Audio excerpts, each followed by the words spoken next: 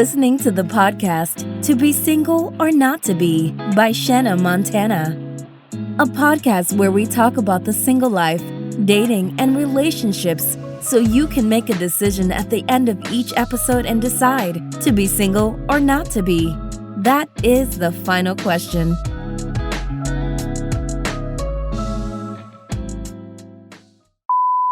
So today's topic is detachment, how to deal with dating a detached person and how to detach when it is time.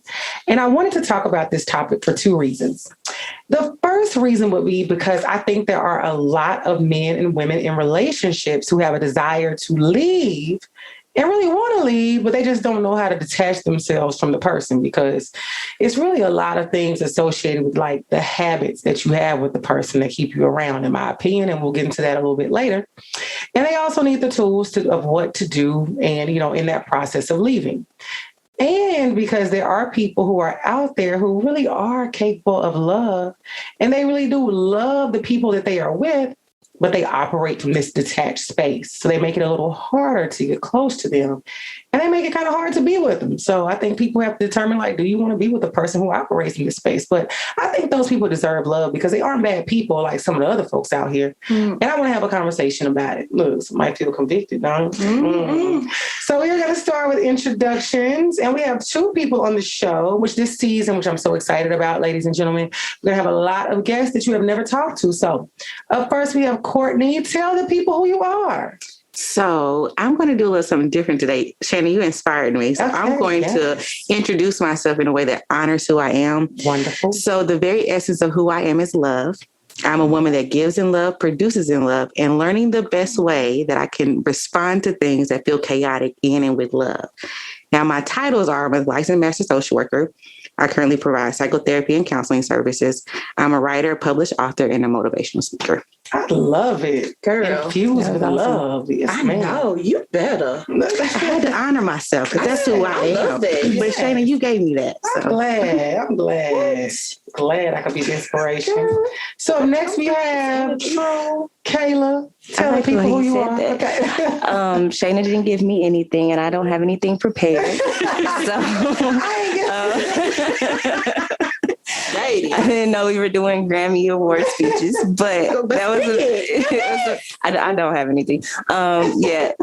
Like she said, it's true. I go by Kaylah as well. That is my real name. I'm a DJ. I do branding and marketing. If you need anything, hit me up. Yeah, we're going to tell you where to find at the end of the show. And last but not least, we have Krystal. Tell the people who you are. Well, my name is Krystal. I too am a social worker, and I have a master's in mental health counseling. You can also find me out in these streets. I have a food truck that's called Better Than Yo Mama's. And it will bless your life. Yes, it will. Ow! So we are going to get right to it. But before we do that, I have a question for you all.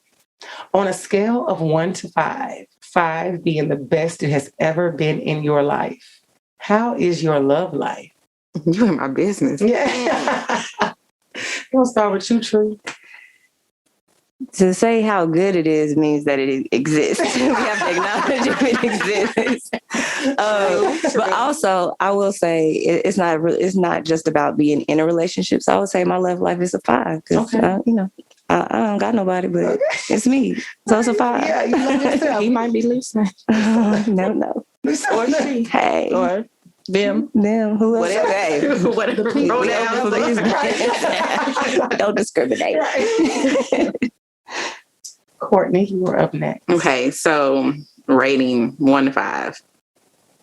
I'm gonna go with 5 too because I like that whole, that self-love vibe. And today is my single anniversary, so 2 years of being single. So you better. But I am ready for a real secure, healthy relationship. Okay, but I'm loving the hell out of myself right now. So. Give your profile. Yes, look. We gonna find you somebody. Hello.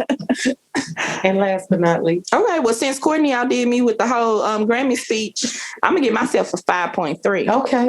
Talk to me. So 5.3. 5.3. That's it. Which we right. What about you? You ain't going to answer? On a scale of 1 to 5, my love life is at a 5. Okay. I'm at a 5. Yeah. I'm Okay. loving a lot of things. Mm-hmm. I love to hear that for everybody. Yeah, It's the eyes that people can't see. It's the hickey on the neck. The lies. Keep telling boys. I'm not having that hickey on my They gonna be looking for it. Scrolling back. What date was that? I know she posted a picture. I'm not about to play with you on no day of the week. So we are about to get right into it. So I want to ask this question. It's kind of, yes or no, open-ended if you want to elaborate right away. I want to say, would any of you say that you have operated from a detached space in a relationship? Absolutely. Yes. Yes. So after conversation today, I'm learning that yes. You didn't know? No, I don't think so. In my mind, detachment and non-attachment are two separate things. Okay. And so in my mind, I'm practicing non-attachment. But after conversation with my friend over here, I'm like, you know what? Maybe I'm just a little bit detached. Mm-hmm. Absolutely. So tell me a little bit about that. What is that? What was that space or is, or it was, because you're married, so clearly you are attached. But I was, when you just said that married, because I'm going in a different direction, because you mentioned where's my love life and detached. And love can be a number of things. This is true. So tell us more. The detached I'm thinking about in this now moment is love, but it's also been friendships. Okay. Detachment. Yes, and I'm all about, be clear, listeners, we are talking about romantic friendships, all those things. So tell us more about that. So, you have a team at times, and, here recently, got to cut the list. This is true. And I think something I want to share is in regards to our relationship. Krystal and I have been friends for a very long time from TSU. And we've always, stayed in touch. Mm-hmm. But I would say in the past year, Krystal and I had a conversation where it was very eye-opening to me. And I'm glad that we are mature enough adults to have adult conversations. But I found that I was kind of detached from our relationship. I wasn't as attached as I would like to be because I do value Krystal's friendship. And she is somebody who's really a friend. And so, through our conversation, and it wasn't, the thing about that is you can have a conversation with people and they aren't negative, they aren't bad. She didn't approach me talking crazy, it was just like two women, like, I'm gonna tell you what I think and you accept it or not, and then we go from there. But what that helped me to do, and we'll probably dive into this a little bit later, was to just be more aware of it. Because it wasn't that I wanted to be unattached. It wasn't that I didn't want to be a good friend. It was like I just wasn't paying enough attention. Mm-hmm. And then too, as you get older, like you just said, in regards to some relationships stay, some go. As you get older, you have to be more intentional. Yeah. Who am I giving my time and attention to? Who do I want to give it to, especially in friendships? And I'm like, if this is a relationship that I value, I actually like her more than I like these other 6 people I've been hanging out with. Well, help us. No new friends. No new friends. So it's like, why not lean this way? So I'm glad that you brought that up. And it's just to say that, I think because on social media, I have you thinking, people love talking about cutting somebody off. Mm-hmm. It's like that.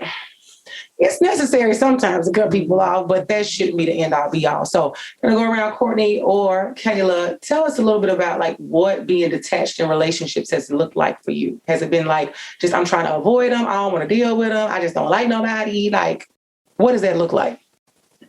I kind of feel like we're giving this word detached a different meaning than I guess for me what it means. What does it mean? It kind of makes it seem like it's a negative. When it's not, because that means attachment is a positive, but it's not always positive either. I think being detached you can be healthily detached or unhealthy detached. I am a detached person, but I think it's a healthy detachment in most situations. I do have my situations where it's just like, okay, that's just, you don't care. Yeah. But I think, to answer your question, do you want me to tell you what my version of detachment is? Okay. I think it's acknowledging things and taking them for what they are and not being so emotionally invested and seeing it from a perception of like, this is what it is. I need to see it as this is the whole big picture versus this is my perception of it because of this how I feel about it. Okay. Versus like, I feel like a lot of people are so emotionally invested too early or throughout the situation where it's like, things aren't happening to you for you to react in that way. But if you're detached from a healthy place, it's like, I can take this information in and not internalize it and give you this feedback from a place of like anger or being too like expectations or anything like that. So I think in my relationships with people that might have been too attached or like unhealthy attached, it definitely seems like, okay, you don't care. You don't give me this kind of feedback or this kind of reaction or whatever, but it's really because I'm trying to take in all this information and process. I'm definitely a like slow processor. Like, don't push me because I need some time to understand like what you're really trying to say. Right. And so I think it definitely affects the communication aspect. Like, you really have to set those standards of what the communication looks like with somebody that's detached and with a person that is like very much so attached, or even if both of y'all are detached. You have to understand what that standard of how detached are you, or what do you need to fill up, or, it's just like, it's just different aspects of like, you have to really communicate that, like, and know that you're a detached person and have that balance. So what do you think, based on what you said, and y'all can tell me, have y'all ever heard this saying of connected to everything, attached to nothing? Have you ever heard that? Mm-hmm. And do you like kind of live by that? I think I do, like, because like I said, it's acknowledging and taking everything in, processing everything, but not attaching yourself, like we were talking about earlier, not attaching yourself to an outcome or expectations of anything, like letting them happen as freely as they come and freely as they go. So how does that work though, guys? Like, because I see people all the time that will say on social media, like, I don't have any expectations. And it's like, well, for me, I guess I'm like, I gotta expect something, like either good or bad. And then, like, for me, when I see people, of course, this is just in writing. I don't have any expectations. Like, is that realistic to not have expectations? Or like, I guess I'm like, do you have to be detached to sit in that space? And maybe coming from a therapist standpoint, looking to you. Yeah. So piggybacking off of like when Kaylah defines what detachment means for her, it's still in my mind, I still process that as non-attachment. Okay. And so I think we both have the same definition. We're just using two different words to describe it. Okay. But like, because I feel like you can, so the quote that you just shared, you should be able to connect with people when necessary, but not get attached to the outcome. Okay. Not get worried about like, well, what's going to happen next? Or am I doing everything in a way that's going to give me what I want or desire? Okay. So I'm basing things on like, if I want to be your friend, and so I'm going to do all these things, I'm going to bring you all these gifts, but you're not responding well, then I'm attaching myself for a certain outcome. Mm-hmm. But if I just decide that I like her, but I want to be a friend, so I'm going to do nice things just because that's who I am as a person, and not worried about the outcome of it, right? So that's kind of how like I'm processing that. So yeah, you should have some expectations, but you shouldn't be attached to like how you need the outcome to look and how you want it to be. So like if I expect you, because we're getting to know each other, to hang out or whatever, more than once a week or, or more than once a month, let's say that, because we're grown. So that's a lot. But so, yeah, I expect you to meet that expectation if you say that you want to get to know me. Mm-hmm. But I can't have like, well, she ain't talking to me every day. She says she want to be my friend. Like, that's just not, and that's a stretch. You don't want to be my friend. Right. That's a stretch. Does that make sense? Yeah. To me? I think so. Yeah, I think so. So what you say, what for you operated in a detached space? Like, have you ever dealt with anything like that while being married? While being married, you got my mind shifting. Yeah, because sometimes people get into, they're married and you go through phases and spaces and different things, where you made attached, and it's fine if you haven't, but do you think you've ever like been in that space at all? No, not to be, not that I can think of. Because I guess with me having a therapeutic outlook on certain things, I'm a communicator. Okay. So I over communicate. And then my husband, with his personality and him being, kind of level-headed and very easygoing, it's easy for us to communicate. Mm-hmm. So I think we're more attached. But I will say I've had relationships of the detachment. And to piggyback on what my girl Courtney said, for me, I have different levels to those relationships. So depending on, in my mind, where I'm at with that relationship, I have different expectations. As far as like friends, if you're a friend or an associate or whatever the classification is, there's different rankings. Right. So if I call you my friend, like my ride or die, there's certain things that I'm going to expect for you to be present, you know, for our relationship to be in a vulnerable space to where if I need you, I know I can lean on you. You know, I'm going to put my vulnerability because I'm attached to you. Right. We have a bond or relationship versus someone who I may not feel as close with. I'm not as attached to that person. So I'm not expecting anything from that, you know, person or relationship. Or if I have a crisis, if they don't answer, you know, I'm not in my feelings because they're not like that go-to person. So, and same for supervisors, you know, because I done had some Karens and some both sides of the coin. Keishas, detachment. And Keisha. So do you not think operating in a detached space means that you're operating from a place of fear? And maybe I could lean to you, Kaylah, for that, since you say you are kind of a detached person because you process things. Would you say, is that from a place of fear of like what may happen or the unknown, or? No, I think based on my definition of detachment, like kind of going off of what you said, as far as in a marriage, I think that it sounds like your husband may be detached, and it's not a bad thing, but because you can still have great communication and still have all the love in the world with a detached person. That's why I was saying, like, I don't want to make it seem like the detached people are like unevolved, like having gone to therapy type people. It's like maybe they know themselves, so they know how to, like we were saying, don't attach themselves to certain outcomes or like certain emotions. That's just like, this is an emotional situation. And what was the question again? Because I want to make sure. But that's true. I don't want to keep. But that's true because for my husband, like his nickname for me is the fun snatcher. He will snatch some fun. When it comes to like stressing or like overthinking on something, he don't attach himself to those things that I think of. So in some situations, he is opposite of what I'm thinking, how my emotions or thought processes attachment to it. I would or could say in those scenarios, he could be a detached person from the outcome or just the emotional tie to he's a fun. That's his nickname. Something you don't hear this. So the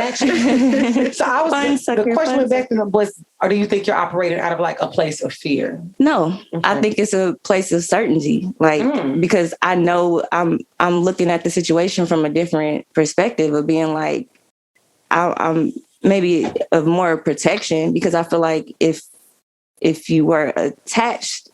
And a more attached, because it's like you can be like I said, unhealthy attached person. So it's not like just because you're attached to a good friendship is always going to be like that. You're a good communicator. You could be a bad communicator and be attached to somebody. Right. So I don't want to make it seem like all those things are kind of fall in these different categories. Like it's not. It's not always. It's not thing. One or. So yeah. What do you say? No. So from that makes sense. I just want to ask from a clinical perspective, can it sometimes be fear-based? For sure. Like sometimes so how we engage in other relationships for sure is based on like our experiences in the past. So like listening to Kaylah talk, like she sounds secure into who she is and she knows her behavior and know her patterns and know how she's going to respond. Right. That's a difference between like when you are detaching yourself because you're worried about how somebody's going to react to you. Are they going to understand who you are? Are they going to be able to engage with you fully? So yeah, that comes with like fear. So I think it is like a little bit of both. Like you can operate from a place of this is who I am and this is how I respond in ways.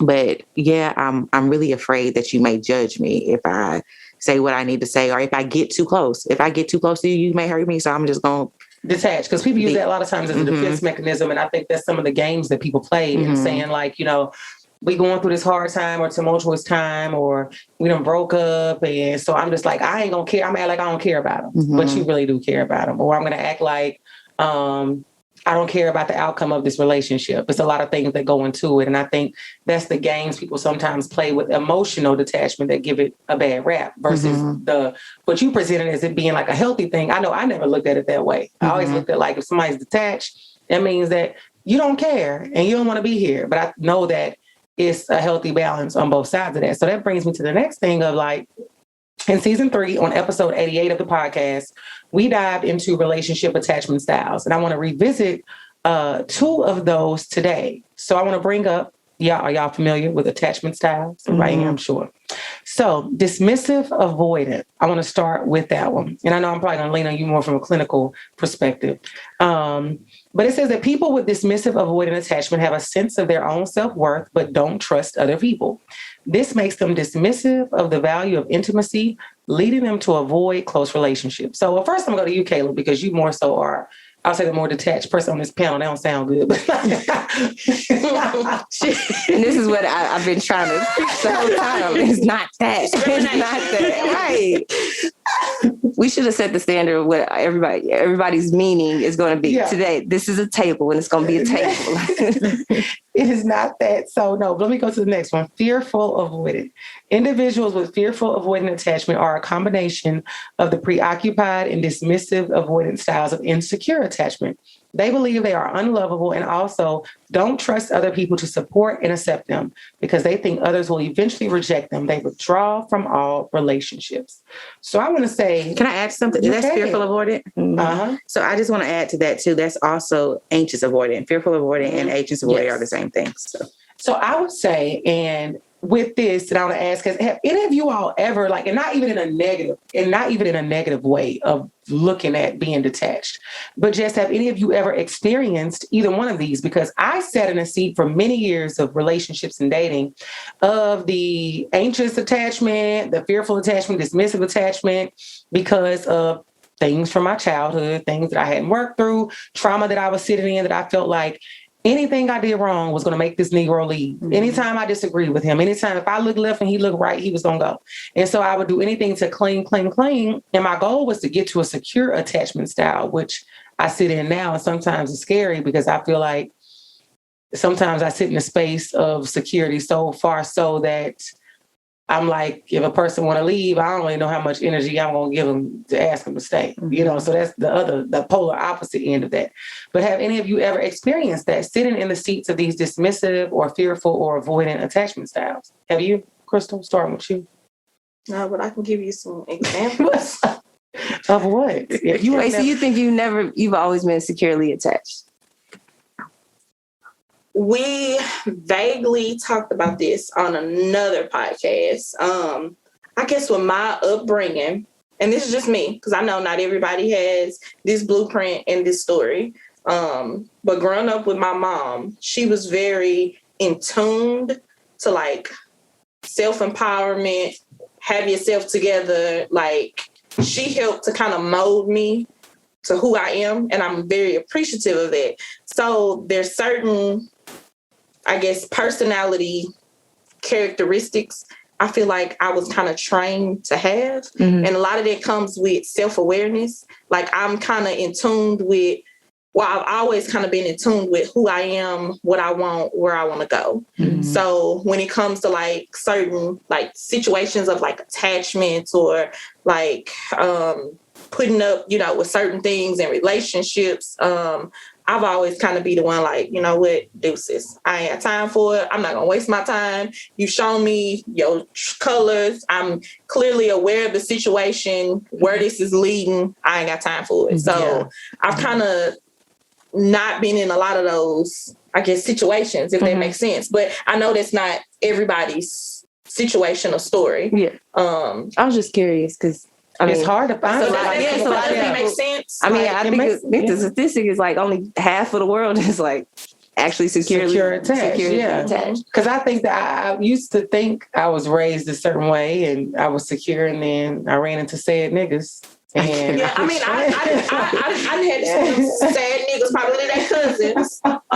So, and not by no means to say, like I'm perfect, or I just know my blueprint may not be everybody else's reality or the path that they've gone. But I can give examples of situations of, for you or somebody else? Not for myself, but other situations. So as an example, if there's a young lady who has dated someone in the past, and this person may be, okay, well, we gonna go to the club together, but I need you to be on this side of the club, I'm on this side, nobody knows we together, and then when it's time for us to go, just text me and, you know, we'll meet at the back door. Just real life. This is a scenario. Friend, she just said it's a scenario. You get mad at it. This could be somebody real life, because we know Megan Thee Stallion in her song said, you know, I text him, but nobody know we together, you know, so this could probably be somebody reality. Whereas that was the setup of what she accepted from relationships. So now she's in a new relationship with a young man, and he wants her to be on his shoulder or to be at the VIP table with him. He wants to show her off, but she has this learned pattern or this learned behavior of, okay, I can't do too much, so I got to fall back because my last dude didn't want that, or that triggered him to feel a certain type of way. So I can't behave that way or do those things because now my mind, I'm trained that this is how I got to present as a girl that's dating this guy or that's with this guy. So I got to fall back and play my position or my role. It's definitely a fearful, avoidant category because I don't want to do anything wrong. And it goes to that anxiousness, you know, that fearfulness, you know, if I do something wrong, it's going to trigger this, you know, but I want to still be connected to this person. So I got to play my role. I got to play my part. So like situations like that, you know, counseling with young girls who feel like, you know, if I don't do this, then this is going to piss this person off, or, you know, I'm going to be the bad person or the bad girlfriend, or, you know, so that makes sense. Yeah. But something that you said that's really, really important when you talk about your blueprint, like you had a mother that guided this for you. So a lot of our attachment styles come from our childhood. And tell us more about that. And so yeah, there's things that can happen in our life as we grow that can shape our attachment styles, but our parents are the blueprint for our first relationships. Like they teach us how to interact with one another. They teach us how to say how we feel or whatever. So because it sounds like you had a secure mother, she was able to create secure children. But when you have parents who come from trauma or haven't done their work, okay, to work through that trauma, then they may be passing that down, the anxiousness, the fearfulness, the avoidant on down to you, right? So you having that blueprint for you has helped you out. Many people, our parents haven't worked through their trauma. And now you have a generation like what, millennials, and what's that other one behind us? The motherfucker. Yeah, them kids behind us, whatever. Gen Z, I think. Is that them or Gen X, whatever, whoever they are. I don't know. They're disrespectful sometimes. But these two generations are like, oh, now this don't look good. This don't feel good. So we got to fix it. We got to work through it. So we may have more children who are secure. Yeah. Because we are working on those behaviors. Right. But a lot of our parents, when we think about where we come from and our generation, like in therapy, I talk a lot about generational trauma. Right. Because a lot of the things that you are experiencing today is just generation passed down. Yeah. Yeah. And mental health is becoming more of a conversation piece. Yeah. Where people can talk about, okay, I have this Especially with our emotion, generation. or I have this feeling, or I have, you know, so it's becoming more normalized. Normalized table conversation where people are more free and open and comfortable to express what they're thinking, what they're feeling, what they're going through. So that opens up the platform of being able to resolve some of those generational patterns, but hopefully correct them. So that leads me right to my next question. I was going to ask, like, what do people do in those situations when they are under the guise of a generational curse and they are sitting in, you know, they're operating from that fearful, anxious, or dismissive attachment style, and it's because of just what's been ingrained in them, opposite of what Krystal told us about. When you haven't had that, does it just look like going to therapy? Like, how do you get out of those situations? I think it's acknowledgement and acceptance. Like when you get to a place in awareness, when you see that this is a problem, and think about what you want in your life. Do you want to have healthy, secure relationships, and not just a romantic relationship with your friends, with your colleagues? You know, like how do you want to experience life? Right. And when you realize that you're doing a behavior that is hindering you from getting to the place that you want to experience, then you need to change that behavior. So go to therapy or get a good support group, or like get people around you that look like what you want to be like. Right. So, but don't just be like, oh yeah, I need to change this behavior, but don't do nothing to try to fix it. Yeah. I just thought of an example. You didn't heard this example before. What is and it? I done tired. So you know my crazy boyfriend from Arizona? The Superman? crazy. You got a lot of crazy I know stories. she got. I know, Jesus. But okay, so I was dating this guy. Yeah, she had somebody that she used to call Superman. Superman. That's my husband. Superhero. No, Superman is your husband. You had somebody carry on. Girl. Okay. You got to get in trouble. I know, right? Which one are you talking about? Look, what was his jersey number? So I was dating this guy in Arizona, and he definitely had some mental health and some control things going on. I was playing a role of passiveness, so I wouldn't tick him off. Mm-hmm. So this is making me think about this, and you probably heard this scenario before. Well, anyway, we were at a restaurant. They set us at a table near the door that goes in and out to the kitchen. You know, that's one of the worst tables because you hear the dishes, you hear the people in the background talking, food falling. And I was like, dang, can we go to another table that's a little bit more quieter? But before I asked the waiter that, they came over and brought us waters and maybe appetizers or something. So we had the waters at the table. So she said, oh, well, yeah, we can move over here. So I had on heels.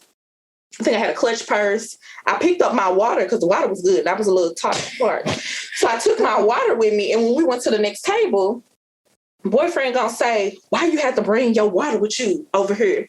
And I was like, is it a problem? It's free. It's H2O. Like, what is the problem? He was like, you could have just asked for another water when we moved over here at this table. They was going to bring it. Okay. And I was thinking like, okay, like, damn, am I getting in trouble for like bringing but I don't know.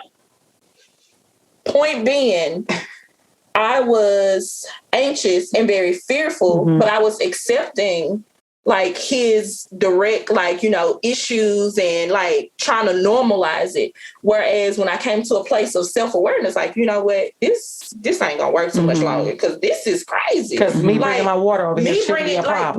That's normalized. I'm thirsty. Right. And I didn't fall. I didn't slip. You know, to me, it's extra work to have the waiter to go and get a whole nother bottle. What is a fresh glass of water? Like, what is the problem? We're making something out of nothing. So how long did that relationship last? We were actually together for a while. It was long distance, but we were together for a while. How much longer after that situation? That was, remember we kind of talked about green, red, and yellow? Yeah. That to me was yellow. Yeah.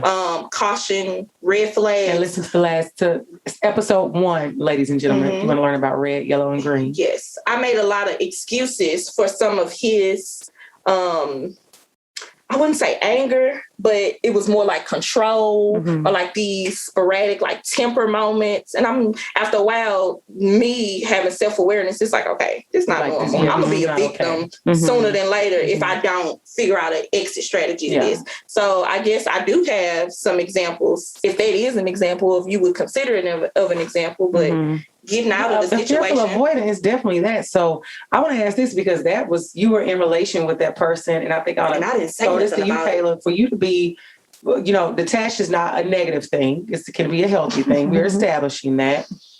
How does it operate, you know, for somebody to like be in a relationship with you if they don't operate like you operate? Because to me, if I'm coming in and say, if I met someone that tells me that, you know, they are detached and they explain it like you did, I can see how that's looked at in a positive way, but I still might be like, I'm used to more so like, I'm an attached person, you know, I like my nigga to be right there at all times. So, you know, so what does that look like for you to operate with somebody that doesn't think exactly like you think about how detachment works?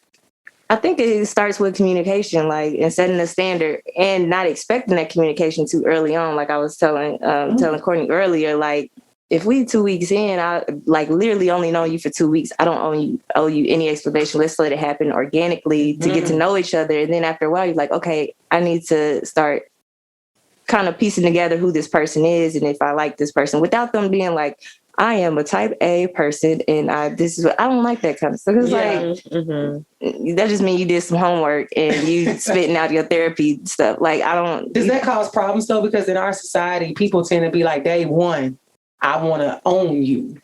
I don't hate that. I told you that. About that, yes, that's the problem though. Like, and that's the thing about being so emotionally invested where detachment is the opposite of that. Like, you come in knowing I don't own you. You don't own me. I owe you no explanation for anything. Like, it's cool. You your own person. I'm my own person. We see eventually we'll come to this space of being like, okay, like I want to get to know you more. Let me put these things on the table and then put these things on the table. And we, you build that up. It's not like, why you not answering my phone call on the second day? Like super day. Exactly. And it's like, what possesses you to think that I owe you that? Why do people think that? Let's talk about that. Because they're insecurely attached. Okay, and they're so emotionally invested in situations that they have no pull in. Like this is not, you don't own this person. Like that's the biggest thing for me. You don't own anybody and nobody owes. You don't own anybody and nobody owes you. And you shouldn't be, I think, early on, you shouldn't. People get emotionally invested like day one. Like they see you, they're like, I like you, and we about to make this a They thing. want to sit up on the phone all day. That's fear, though. That's fear. Okay. Like, so I see you, I like you, I think you cute. And then all of a sudden I'm attached to you. You are making decisions based out of fear that you're going to lose this person. But like Kaylah said, if you sit back and let things happen organically, because you don't own anybody, so things should like build and it should be slow. Because when we rush things, we ruin things. Right. Like, so do you want something that's going to last, or do you just want something for the time being? Yeah. Because that's the difference. But I think that's fear based. Like if I meet you, you get my phone number, and I got some stories, and then you call me. And I don't answer the phone. All right, please don't. I hate that. But you do that, and I don't answer the phone, and then you feel a way about it. That's a fear thing for you, and it's not gonna work for me. So what? And that made me when she was talking, I was thinking, because I was like, I like to get information. I guess I'm inquisitive as far as conversation. I'm an over communicator, so I like to talk. I like to get to know people. Like day one. You don't have to tell me your whole background, but I'm a person, I want to, in a sense, kind of know what I'm working with. I want to know what your goals are, what your intentions are. We can build a slow pace of like kind of getting to know each other and gradually, like building a friendship, a relationship, whatever it is. But I kind of need, some surface details about you, the motive, like what your goals are. How early on do you need that? I just need it. Like, day two. On the first date, are y'all talking about intentions? Yeah. And I had to understand that people think that's a norm, and I'm like, I don't want to know that. Like, I don't even know if I want to see you again. Like, so here's my thing with that, because I might not like your face in person. When I dated my husband, we had like casual conversations, but on our first like face-to-face date, we talked about intentions, and that was helpful for me because. To be honest, I didn't think he was my type. We were going to go even further. He had been married before. He didn't want more kids. He was looking for a booty call to an extent, like a weekend cuddy buddy. Those were things that didn't line up to my goals or, what I was looking for. Because I know I have value to give to a relationship and to a person. So to me, that was helpful to know up front because I was able to lay out what my expectations are. But that's my story. Everybody first date and first to face may not get so deep and entangled.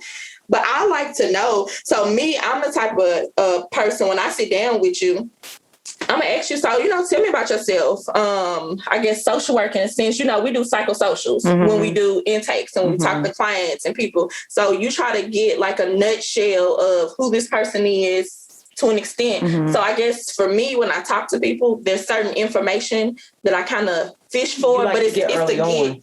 Yeah, but not to say I'm not a pace taker. You can take a pace. So I've learned that, and I guess because I am a social worker and I am a therapist, I can ask questions without asking questions. Okay. So I can ask you, like, I'm not going to tell my secrets on this podcast. Okay. But I can ask you a question that helps me get to the understanding that I'm looking for without saying, directly, well, what your intentions are or whatever. You want kids. You're right, yeah. I going down that like have a good normal, genuine conversation. Yeah, because I feel like the space that I'm in right now, and because I am single and I am looking, had to say that. Because we don't know who's gonna be who's listening. And I'm kind of cute, you know what I'm saying? But because of that, like, in our first interaction, I want to like have fun and get to know you in that way and what that looks like. Because we'll have time to talk about the deep stuff and the things that matter. But like if we find ourselves spending a lot of time together, then we need to be having a conversation about attentions, because I'm not trying to be in no situationship with you. So like around, okay, we spending a lot of time together that third, fourth date. All right, let's talk about what are your views? Like, what are you trying to go? What are you trying to do? But that first date, please don't ask me no shit talking about why are you single? Don't ask me nothing about like, so what are you? That is the blueprint. What is your...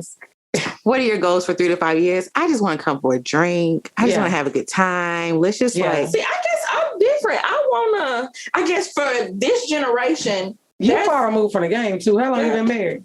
Well, it'll be 8 years. Yeah. But... these streets are different. I feel like we're in a society, in a generation to where you got people catfishing.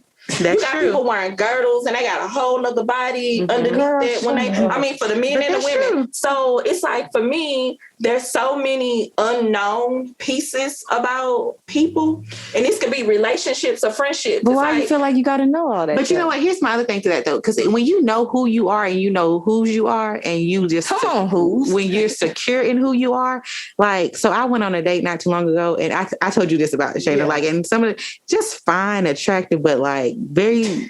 So when I meet your mindset, it was just not there for me. You know, it wasn't given. And so the next day I had hit him up and I was just like, you know, we should do this again. But after we got talking more, and I was like, you know what are your intentions? What are you looking for? Yeah. What do you want? Because I know I can sense that this ain't going to be a good fit. Yeah. Just by how you are. So before I would continue to waste time, and before you continue to waste your time, let's just go ahead and set this up. You want a cuddy buddy? I don't. All right, holla at you. Yeah. See, but that's how I feel on the forefront, because I feel like in the past, there's just been so many catfish, people with different motives, and for me, but I just kind of want to know, like, what? You gotta wait 6 months. No, it's like, you're right. I think that's going into something. Okay, like I feel like I will set my intentions beforehand, but I don't owe you explanation. Tell you like this is. They are. Yeah, I might not have to say it in that moment, but also I don't want to skew the situation and being like, these are my intentions, and then they want to fall in line because like, oh, she looking for a forever mate. Like, let me, you know, it's like let's just chill, whatever. Or it start being like weird because they might want something more and I don't, and I might not want to. Like now, I can't be my genuine self because you're gonna fall in love regardless. Like you know, so like, you go.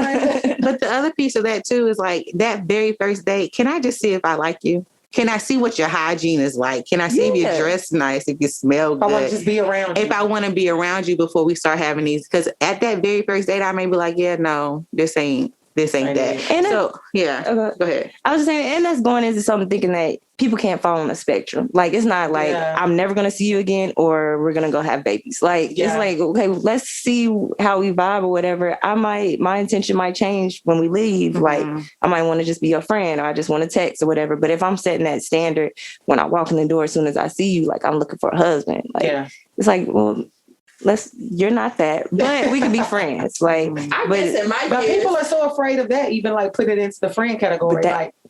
And that's because they are emotionally invested in something that's not theirs. Like, why are you upset about me saying like, you're not gonna make it to the end? Yeah. Like, I don't even know you. Because people are nuts. I saw a thread the other day on Instagram. It was like, have you ever like hung out with a person or went out with them like one time and realized that like that wasn't it? And I was like, I went on I think it was Tinder, some dating app, went on a date with a guy, met up, talked for 3 hours. By the end of it, I was like, you still in love with your fiance, I could tell. But after that, I was like, but you're cool as hell. Like, let's just let this be what it is. And so now, like, we don't talk all the time, but when I see him, he like to do to tell me about all his escapades with women, because he's just really a hoe out here in these streets. So I'm just like the girl that he tell about his bitches. And I'm like, I'm okay with that. But I could have been a woman that pressed like, well, no, I think we can become something.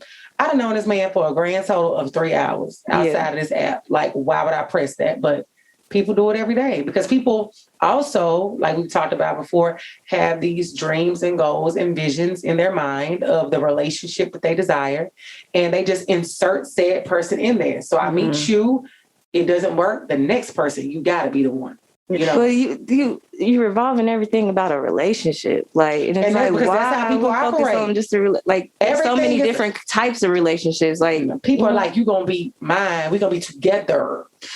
People and I spend run. so much time romanticizing things. Like, stop Blame Disney romanticizing movies. stuff. Like, just go practice some mindfulness, go do some meditation, be present in the moment, and stop. Just because you go on a date with somebody does not mean that this person is your forever If person. they the one, I tell people all the time, you can hang out with a motherfucker 18 times and they still ain't the one. Like, people meet the first time. Like, literally, I've had guys who have told me, like, not even hung out in person yet, but I just know you the one for me. How? And so I literally be like, how? Why? And they tell me based off of all the things that they see You on different. social media. You did. And I'm like, you know what? We post the highlights on social media. Exactly. Post the good stuff. I post the stuff I want you to see. Social media is not even 10% of my real life. So, but people look at that and meet you and then have an create their own character. Yeah. And again, Disney movies. Get these damn cartoons out of your head. So you were saying if you feel different. What was you saying? I don't know. I guess back when I was younger, and don't get me wrong, I dated. I did the 2-3 dates. I've always been the person where I want you to court me. I want you to, you know, do like the old school genuine stuff. Open my door, pull out my chair, you know, because in my mind, I know what I want, kind of, and what I'm expecting from a person. So I don't want y'all to think that I'm just out, you know, trying to get everybody's socials. No, but I mean, I've dated. I've taken the slow pace with getting to know people, going out on multiple dates, and, you know, not everybody that you date is the person for you. That's absolutely true. But I guess the older I got, when I got to a certain space of vulnerability, a certain space of self-awareness, it's like I know what I want. So I don't want to waste a lot of time playing. But see, that's a dangerous game. I know what I want. Like, I know what I want. So then I meet Kaylah or I meet Courtney or I meet Krystal. And because I have in my mind already of what I want, they appear to be that. And even though I don't really know them, I've been around them for a couple of hours, couple of minutes. She seemed cool. He seemed like he got his shit together. I got this vision in my mind of what I want. This person, let me insert them here quickly. Why are we inserting people day one? But that's why I say all the time, my blueprint may not be for everybody. But that's even with friends. Like, if I meet a young lady that presents herself as, oh, she cool, you know, she look like she well put together. She has a, you know, good career. You know, she seemed like she got a good head on her shoulders. I'm still gonna ask more questions. Okay, what do you do for a living? Okay, what side of town do you live on?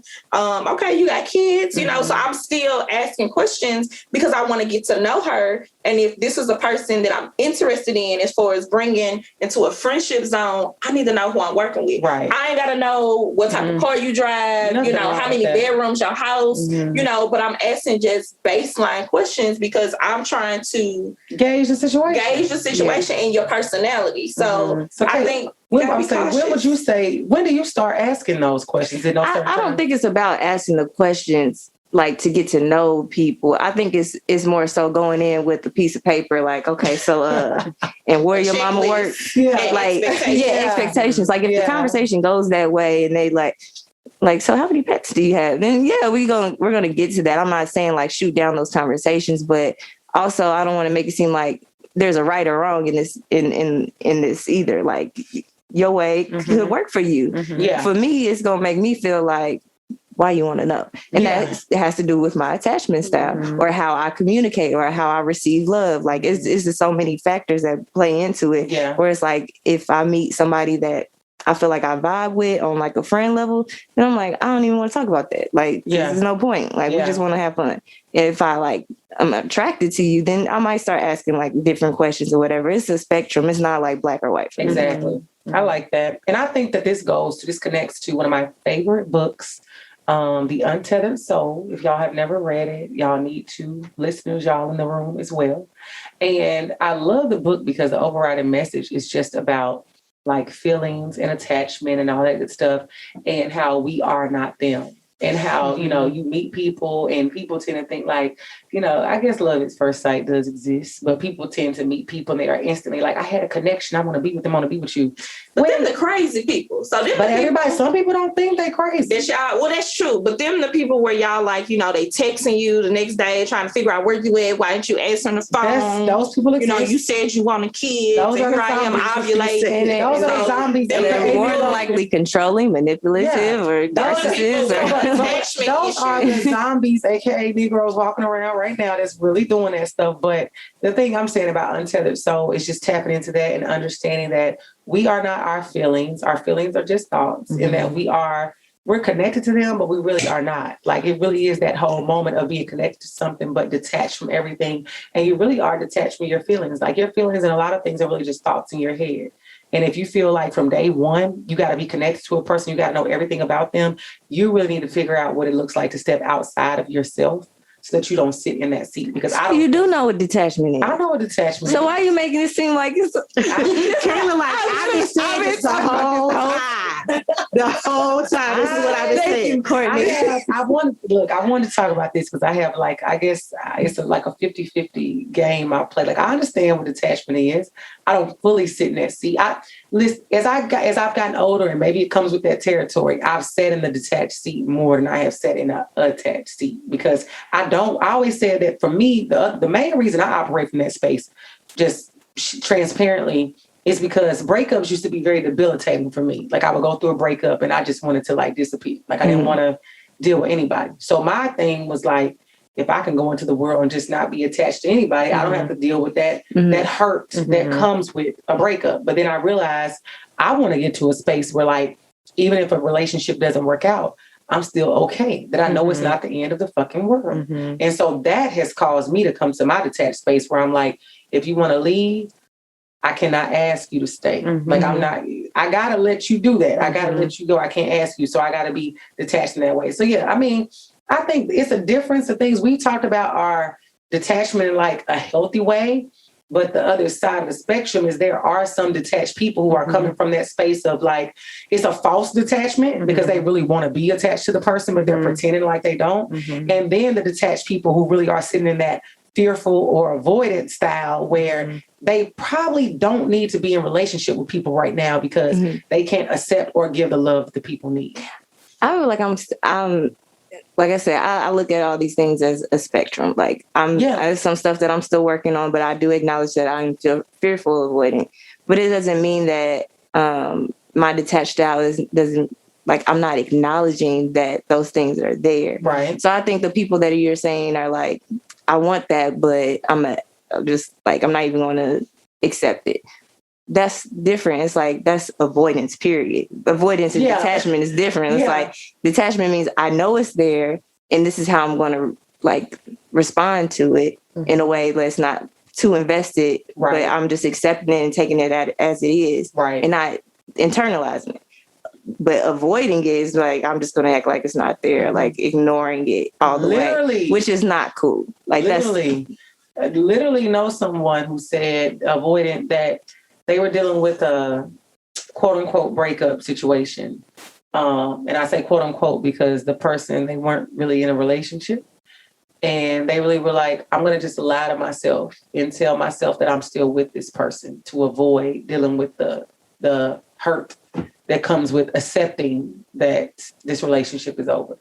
Yeah, so, that's avoidance, period. Yeah. And I think that's a different type of avoidance that we talk about with attachment, though. Oh, yeah. Like, next level. With the attachment styles of being, when I say I'm fearful, avoidant, I'm avoiding situations that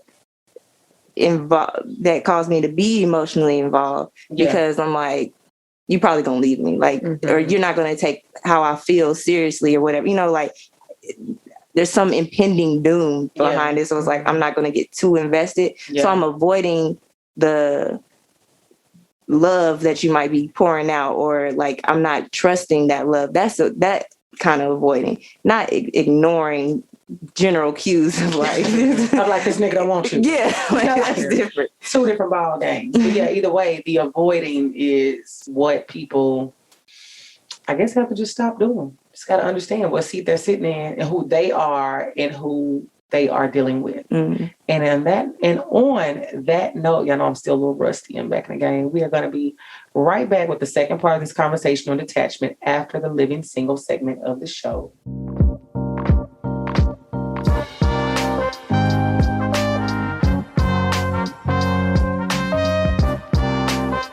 This now brings us to the Living Single segment of the podcast.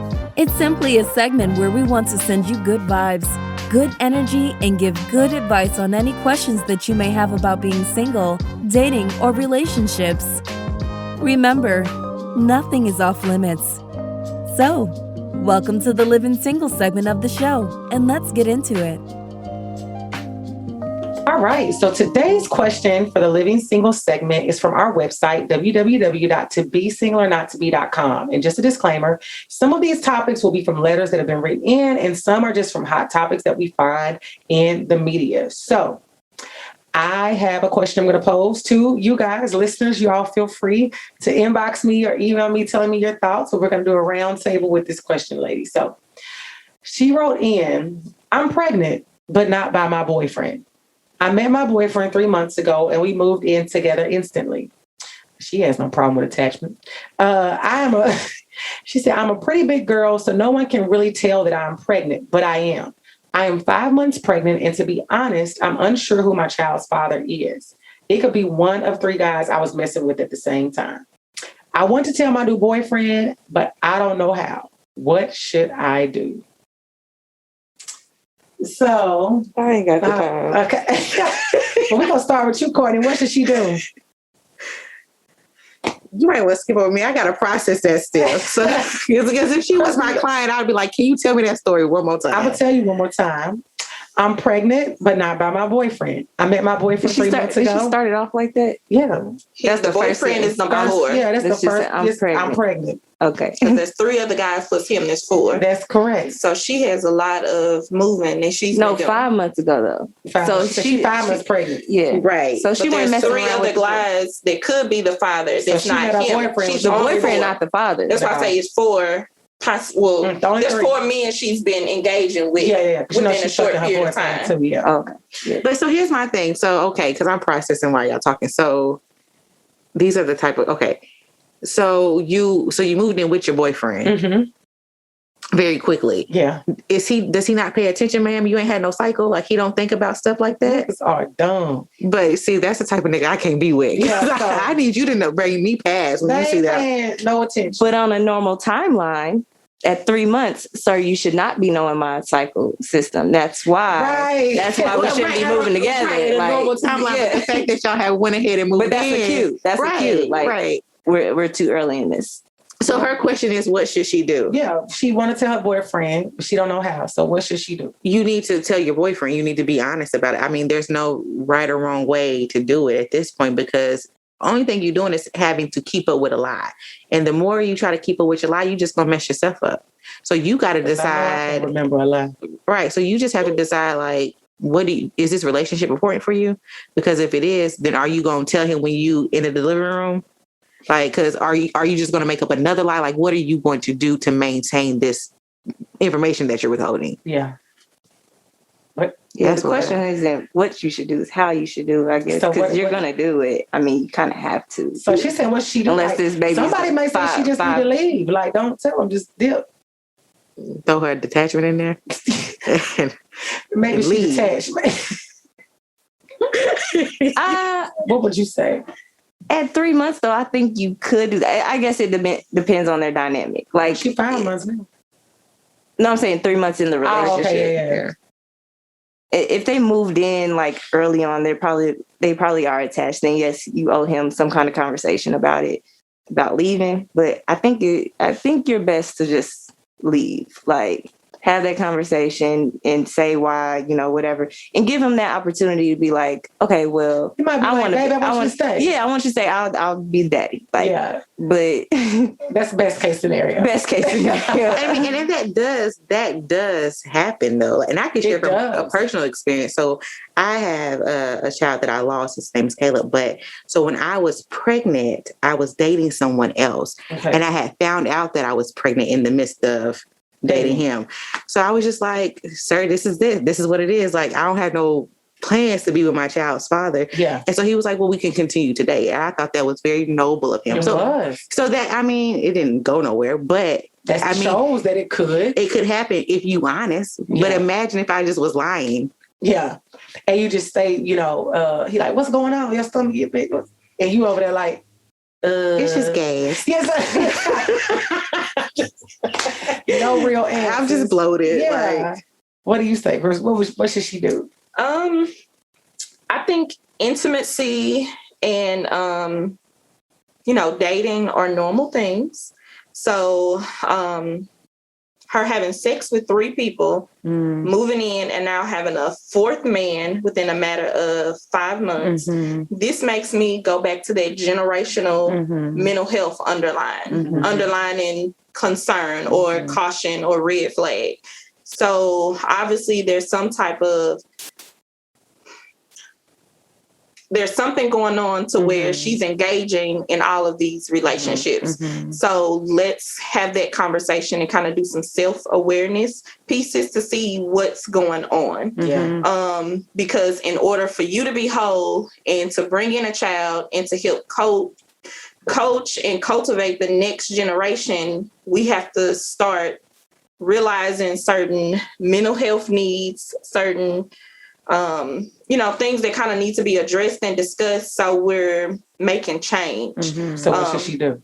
Go to therapy. She needs to go to therapy. We need to figure out that underlining, what's going on? Why are you engaged with so many men? Are you lonely? Are you depressed? Are you looking for love? Are you, a victim of abuse? Like leave it, or she's kind of abandonment issues. Do you have abandonment issues? Or are you attaching yourself to men? To like, what's the underlying scope, and how can we get you healthy and in a good space, so where you're carrying a child and you can pass on some of those. Yeah, because I didn't think about that. She's carrying a child. That's why I said the generational piece. When that child comes, it could be a learned behavior for the child.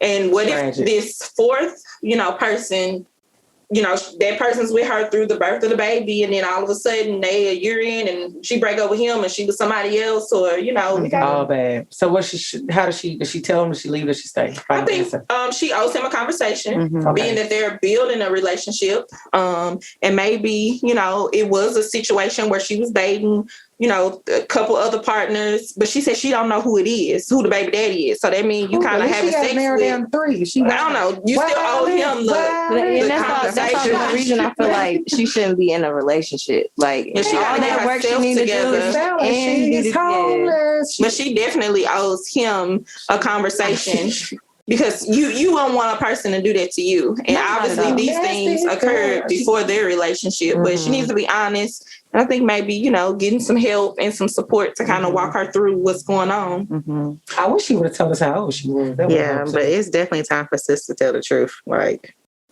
tell the truth, girl. You got to tell him whether you decide to leave or stay. Our advice is that you have to have a conversation with him. And then, as Krystal said, you have to tap into many of those underlying issues as to why you are fucking 4 niggas in 5 months and have a baby on the way. So, right. And stuff happens. And in a relationship. Not to say she's in the wrong, though, because maybe she does have some things that's going on. But she definitely needs to address them so she can be the best she can be, to find one baby. But that's true, though. Like what Krystal is saying, though, like she might be a victim. Acknowledge your behavior, though. Like, acknowledge how this is affecting. Like, so now you writing into a show trying to figure out what you supposed to do. So, ma'am, that means your behavior is a problem. And it's problematic. Right. Yeah. So now it's time to acknowledge that behavior. And she might think the only problem is I'm in a relationship with somebody I know that's not my baby daddy. And she needs some help. She needs a therapist or somebody to help her to peel that onion so she can... Also, some people might not think 4 people in 5 months is a bad thing. I mean, that is true. Might be really not. I'm not saying it's a bad thing. I feel like that's why I say intimacy is normal. It depends on your level of normal. The goal is to not get pregnant. Yeah, that's the problem. Yeah, because that's a different level. Because you're not just exactly. But here's the thing. No. She has an ovulation cycle where if she has 3 possibilities, she probably even know. They all had to be within a certain time frame. Keep up with that, right? Because she's not even knowing that because she just thinking I had sex with 3 men. Because what if she had sex with them in the same day though? See, I ain't thinking about that. Exactly. There's a so time frame. It is so many That's factors. why they need to give us more details. But there's something going on to where you're putting yourself in this situation. Like, where is your self-love or what is your hurt or what are you unprotected? Go listen to right. Because that's the thing. That's my thing too. Like, I'm not judging you, sweetheart, but like, not at all. Check yourself of like, how much do you love yourself? Self-love. That you are engaging in that behavior, because like just sleeping with multiple partners, baby girl, you can get some diseases that you can't get rid of, baby. And that's not what you want. And it's not that Kaylah. And the new boyfriend, she said it's not his. Meaning, obviously, they're having sex unprotected because she done ruled him and I out. have so many questions about him because you know we gonna wrap this up. Since I told you what to do, let us know. Let's get a picture of the baby when you have it. Congratulations. Middle name. What's the middle name? Name it. Middle name Monet, girl. And we'll be right back with part 2.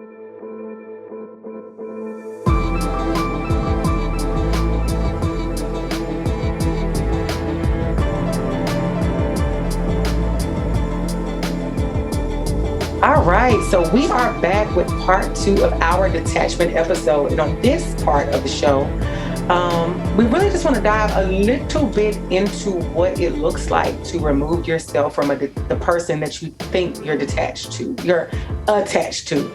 I wanted to talk about this because personally, by the grace of God, it was many years ago. Praise him. But I was in a situation where I was dealing with a guy. And hallelujah. Yes, give all the praises to the Most High.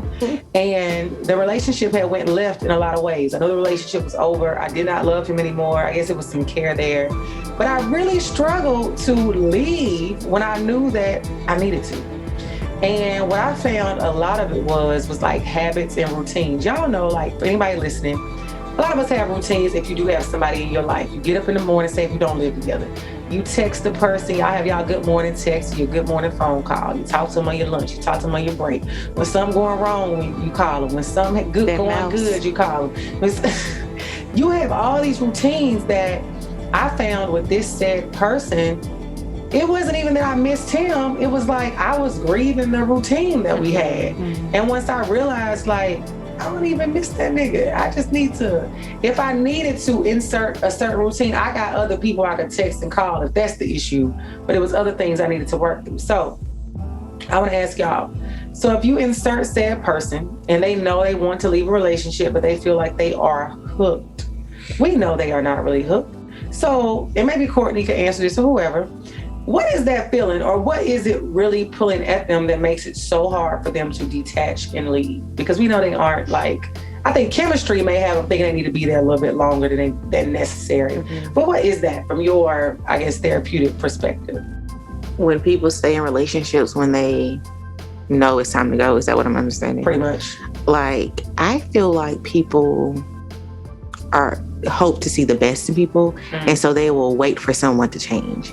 Like, I'm waiting for you to become the person that I've made up in my mind that you are. Okay. So I'm going to stick around because I know you have so much potential to be this person that I created you to be, versus just looking at who you actually are and accepting. Right in front of me. Yeah. So I think that's one of the biggest things, is that that person could be having a hard time of just accepting, like, this is just who they are, and we're not a good fit. This isn't working anymore. And there's also an insecure thing too, because I'm making your behavior about me. So what have I done wrong that you can't become the person who I need you to be? Right. And that's like a culture thing too. We think somebody is supposed to change to be who we want them to be, versus just accepting somebody for who they are. Exactly who they've shown you. Yeah. And whether that's good or bad, but I like you, you cute, and I want to be with you. So now I need you to do X, Y, Z. No, why don't you go find somebody that's already doing that? We talked about that before. Yeah, that's doing that. That's my... Because I literally had somebody I know personally that, when I was allegedly, I know somebody that, you already said, you know, it's done. What's their name? Put them on the stand. You just add them to the witness list. You petty. This person literally was like, you know, she felt like the fruits of her labor, kind of like Two Can Play That Game, how they all like got the men together and they became like fine. You know, I think it was Wendy Raquel and Bobby Brown. She got him together. He became his fine man and left her. Building bears out here. Yeah, building bears. So she had built this bear, and she felt like if she left, that was the moment that his like career, the career he was in, was going to take off.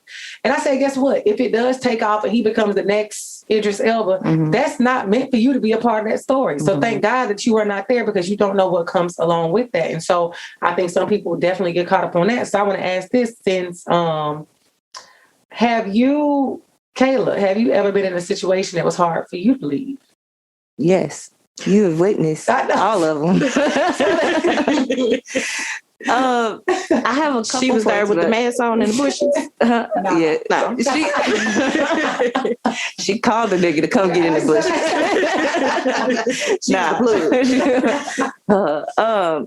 I've kind of explored this thing of myself that I know, like, okay, this is an issue, and I thought I took care of it the first round. But I wasn't sure what the underlying, like, why am I doing it? I just knew I was doing it. I was like, I don't need to do it no more, instead of like getting to the reason. So anyway, I think there's a couple reasons, starting from the beginning of like my upbringing. I did see my parents stick it out, like whatever it is, like my mom was gonna hold it down, like, and that made me feel like, okay, whatever it is, I can. I feel like I'm a fixer. Like, I can fix it. Like, let me, whatever, I can meet your needs. Yeah. And like you said, make it about me. It wasn't about me. I had nothing to do with your bull. Like, it had nothing to do with me. I can't fix that. So that, and then also feeling like, as a fearful avoidant, I've always felt responsible for people's emotions and people's feelings, and like, and although I am a detached person, I do have codependent tendencies. I do have some attachment in certain situations. It's a specific type of person that can pull that out of me. Like, God made that person to be like, you, let me manipulate you. I'm gonna control you. And that's why a lot of my friends or people don't acknowledge that, because they're like, not you, that ain't gonna happen. I'm like, I'm telling you, he made a specific devil to come in my life, and they got me. And like nobody else. Exactly. But yeah, so I think just that upbringing, and then just the different aspects of, like I said, codependency and all those things, where it's like, I know I need to leave. I know it's nothing I can do about the situation. I'm already checked out. But I know it's like I have to make it work. I got to make it work. Like, I love you, you love me. Let's be fair. So it was like a hold on you. You feel like it's like, I got to make it work. It was more of an obligation, though. It wasn't a true like feeling of being like, I love you, and it's still something there. It was literally nothing there except for my emotional attachment. Yeah, emotional attachment being like you ego. Yeah. Ego, fear, and both of those together is like, because that ego, like, I feel like I lost. And we'll talk later on about leaving is not losing. We tend to think, I lost. I don't want to lose this battle, so let me, stay in it. It's the Lord's. I cannot. So, so Courtney, how does this affect people's mental health when they stay in like sad situations with ego, with fear, with knowing that I need to go, it's over with, like, but I'm still gonna stay? I will speak from like my own personal example, not just from a professional standpoint, because my last relationship, like, I feel like that's what I was doing. I was staying there, trying to prove to you that I was worthy of you. And the reality of it was, you wasn't even worthy of me. Right. But I couldn't see that while I was in it. Right. So my behavior, your girl was spazzing. Like, I was angry. Wow. And then I had a whole lot of different other things going on too. Like, I was dealing with a lot of death. I had a second miscarriage. So I was already emotional and grieving. Right.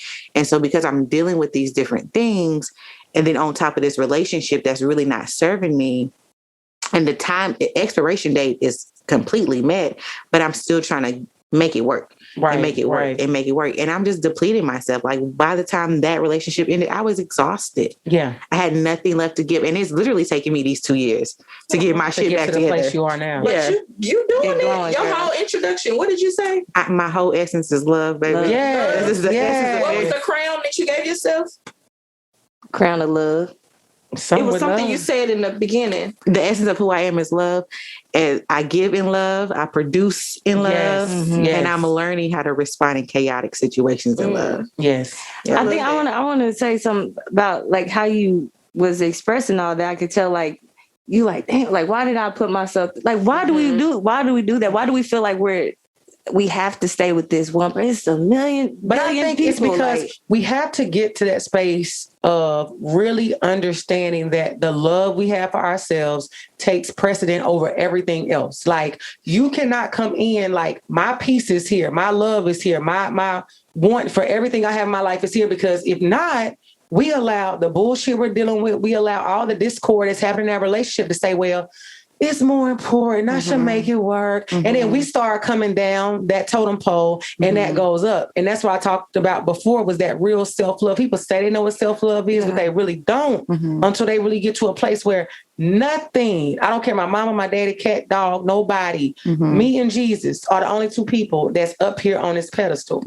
But I feel like when you're in those situations, you don't think it's not a matter of like this person doesn't love me. So it's like you're still in it for your... But you can't. So if you get to a place for me of self-love, but that's why you got to back up out of relationships until you get there. So when you... Who's going to take you out there? That's what I'm saying. Until sometimes you got to get knocked down. My self-discovery came being knocked down hard enough to understand, like, I don't ever want to feel that shit again. And I knew innately, like, I'm worth more than that. So sometimes it comes from getting knocked down. Sometimes it comes from therapy. Sometimes you just wake up and you have an epiphany. You know, so yeah, high grass need to be cut. So my thing is, I couldn't have saw it in it. I had to get out of it. And once I got out of it, I was able to see, okay, I'm placing myself up here to the point that now in any relationship I have, if you are coming and doing anything that might make me feel like I have to minimize or lower my vibration for any reason, it's over with. That sounds good on the outside. I'm asking for myself. So nobody got me out of mine. So I'm trying to see, like, if I get in that again, how do you say, like, now you gotta stay in it. If you are in that space right now where you truly believe that what you believe about yourself to be true 100%, you got to be sure you're strong enough and you'll know it. Like, you'll feel it. I know. But if you in love, though, and you feel like you in with them glasses, you be like, this person loved me, even though all these other things are happening. You because process it as like, these are just one-off situations. What you say earlier, you would take your time. So, and according, I'll get to you in a second. You know, you take your time getting there. So when you do a better job of weeding out the bullshit. So by the time you give a person a real chance, that person sometimes is going to give you a better chance at achieving what we're talking about versus if you just jump head first into bullshit. So that was my other thing. My process was, I was one of these bitches that we a month in.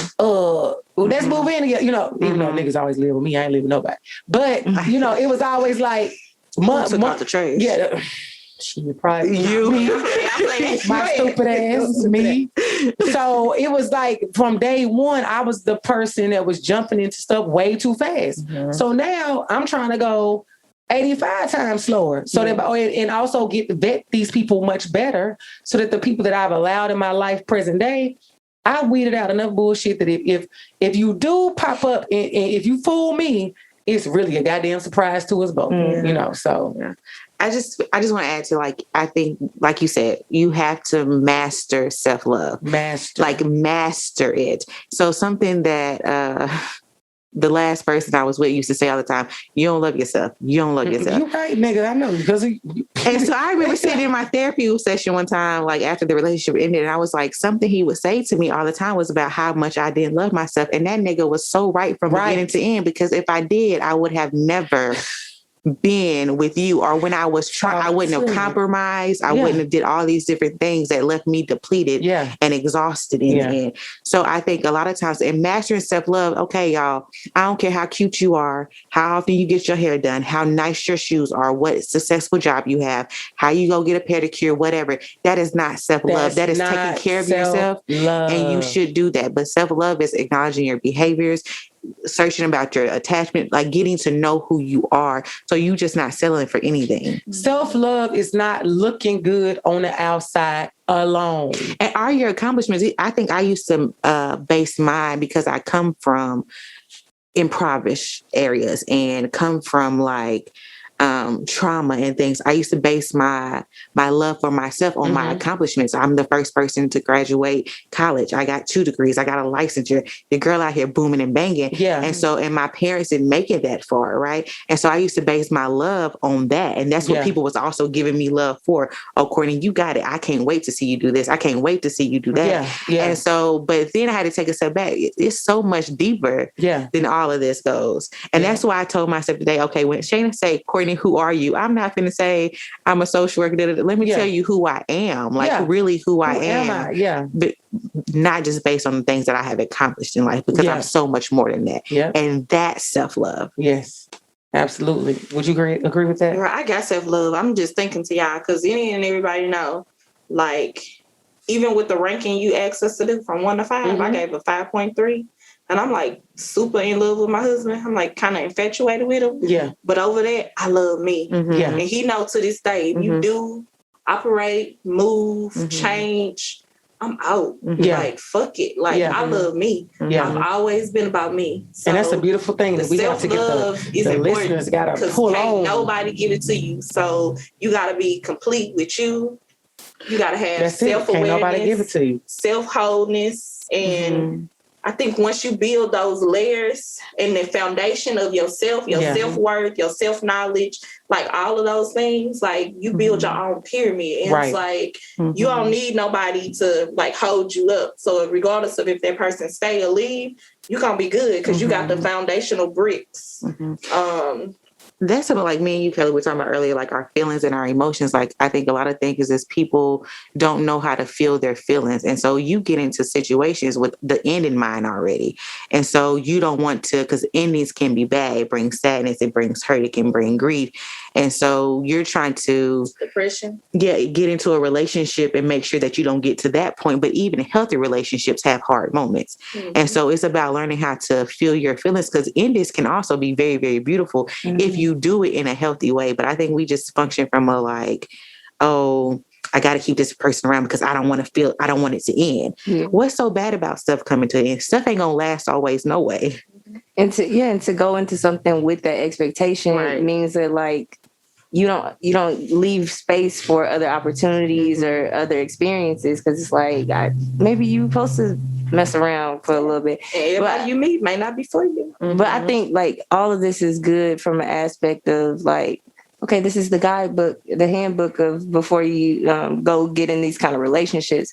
I guess my thing is like, speaking from experience in a relationship like that, where it's like at a certain point where I should have left, I thought I was in love. I thought I loved myself. Like you think all these things. So if somebody in that situation was listening to y'all and they're like, I do love myself. I do put myself first or whatever. How do you acknowledge, like, how do you get out of that and actually see for yourself, like, okay, well, it's just an illusion, or is it like, my recommendation? So when I think of the question, how do people get attached and how do they detach? To me, the reason of either or is either a learned behavior and or there's some type of mental health component.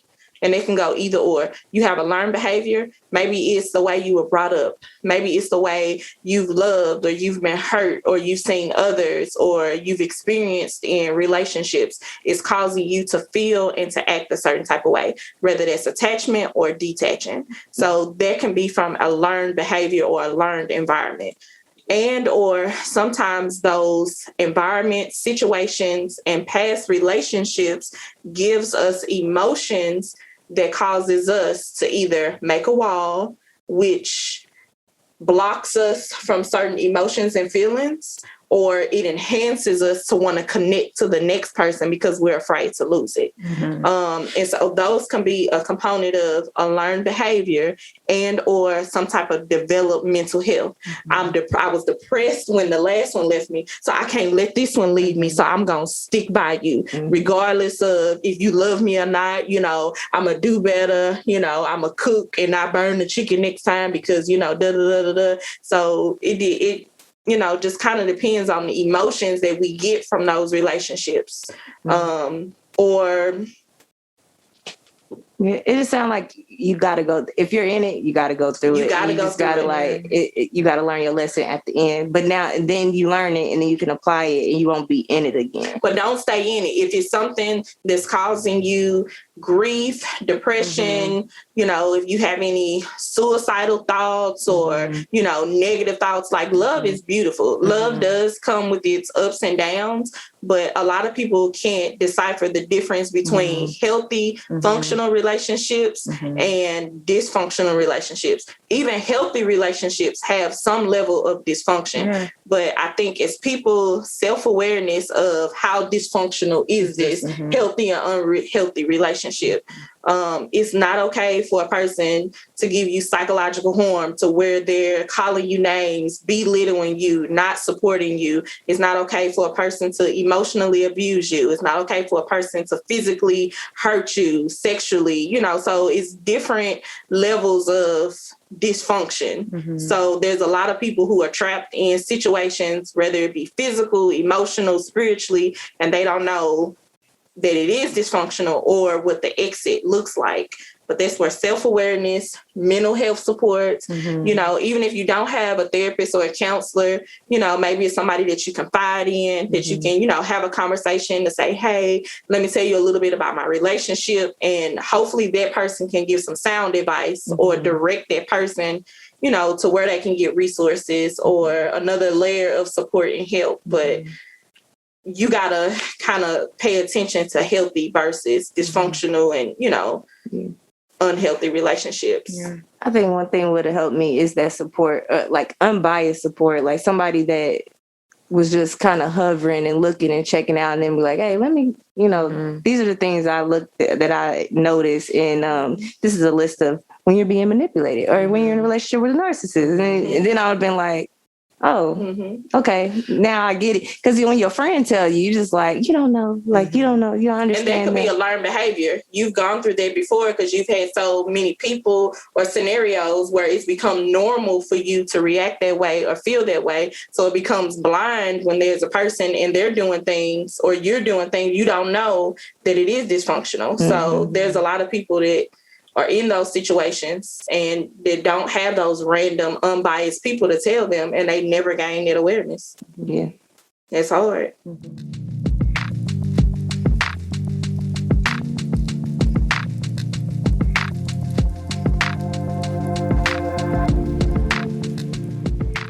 All right. So this now brings us to the resolution segment of the show. We're going to do a quick roundtable discussion from everyone to get your final thoughts on the subject matter at hand. So what would you say the resolution is to have love when you are dating a detached person? How do you move through that? Courtney, we're going to go with you first. You looked at me. Courtney. So I think if you are in a relationship with a person that's detached, you have to accept them for who they are. And then you get to decide for yourself if that's something that you want to be a part of. But you cannot change their behavior. You cannot make them become who you want them to be. So if you see like, oh, they're detached, how can I make them more attached? No, you accept them for who they are, and then you decide if you want to be a part of it. I love that. Accept who they are and decide if you want to be a part of it. So Kaylah. How to date a detached person. I think in a unhealthy way, if they're detached, I think not pushing them, not having too many expectations, and because those things are just going to push them away. Being very communicative, like I feel statements, not accusatory, like those kind of things are important too, because it's like, I'm really gonna run away now because now you put me on the stand. And just being understanding and open to like moving at their pace. Also, we talked about how to become detached. I think the dating a detached person kind of puts it in a negative light of this is a person that's unhealthy detached. Becoming detached sounds like the healthy version of being detached because like I need to remove myself from this situation. Right. I think some tips would be get you a hobby, find yourself, keep yourself busy, and like just turn inward. Yeah. And and like we keep saying, don't have too many expectations. Like, don't attach yourself to any outcomes. And like you said, mindfulness and meditation, like read a book. That's real. Because the expectations thing is not a bad thing. I always looked at like, that's not good, but it makes sense how you guys put it. And last but not least, Krystal, what do you think? I think if there's ever a situation where you're dating someone that's detached and or if you're detached, the underlying key word is detached. Have awareness to know your worth, rather if they're detached or you're detached. And always reach for like better. As Courtney mentioned, you can't change a person, you can't force a person. So if they're detached, that means that there's something that you're feeling that they're not connecting with you on. So don't force it, and just know that there's someone out there for you that could possibly give a better attachment. And if you're feeling detached in any way, pay attention to those signs. And as Kaylah mentioned, try to go inward. I like that. Self-love, self-care, but know that you're worthy, and try to like find, whatever that piece or that attachment is that you need. If you can't get it in that relationship, first and foremost, make sure that you can identify it within yourself and then try to, find that compassion and companionship with someone that gives you that attachment. That works for me. So ladies, please give yourselves a round of applause for another great episode. Your opinions are always valued and appreciated. So we're going to go around, everybody tell the people where they can find you. And we're going to start with Kaylah and work our way around the room. Yeah, that's true.net, YEAH. That's true.net. And my Instagram is, that's .true. Find her there. Courtney?